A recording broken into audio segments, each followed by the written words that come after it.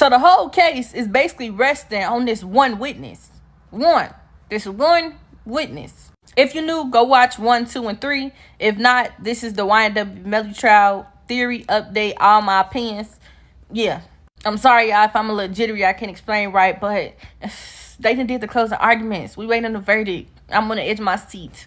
But where I left off was basically explaining to y'all that this one witness that the defense had, Adrian Glass, he was presented to create reasonable doubt. And the key thing about his testimony wasn't even what he said about Melly not being there, May not having his phone, all of these things that negate the prosecution's whole case. But it's the fact that he said he told the prosecution this years ago.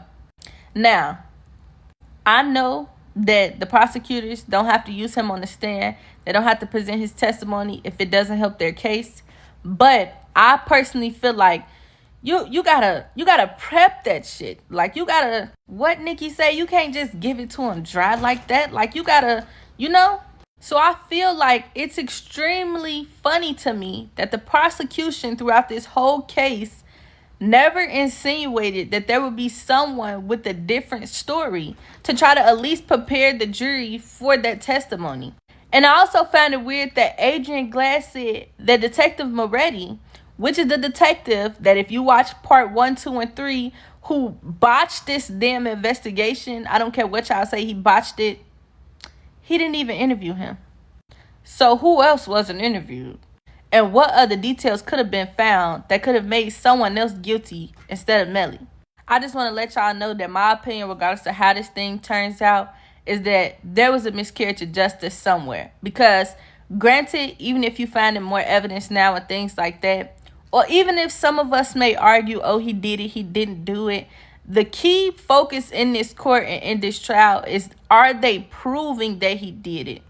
And as of right now, I don't see any proof that Melly, Jamel Demons, is the person in the car, in the seat, with a gun in his hand, shooting his 2 best friends.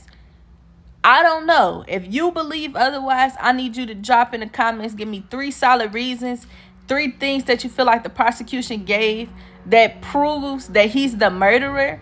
But I feel like they've proved in the sense that it's his phone, which he never denied that. For all y'all who kind of confused, he never denied it. He just denied being the sole user. They proved it was his phone.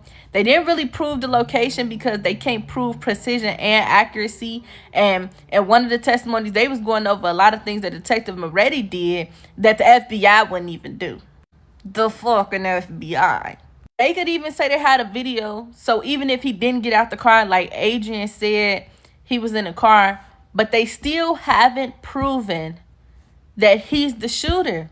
Because he ain't the only person in the car. If he was even in the car. So this whole thing, y'all, just got my head like, what's going on?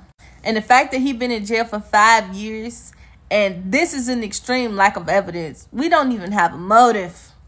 We don't even know why. The whole point, y'all, sidebar, the whole point of us watching this case is we trying to figure out why in the hell would he do some shit like that. We never got a why. It started off supposed to be G-Shine and all this other stuff. And I don't want to ramble to y'all because this ain't a FaceTime call. But listen, y'all, I'll be back telling y'all my reviews of the closing arguments. But just take a minute. If you didn't watch this video fully, watch it again. If you didn't understand everything I was saying, watch it again, because this video, this is a lot.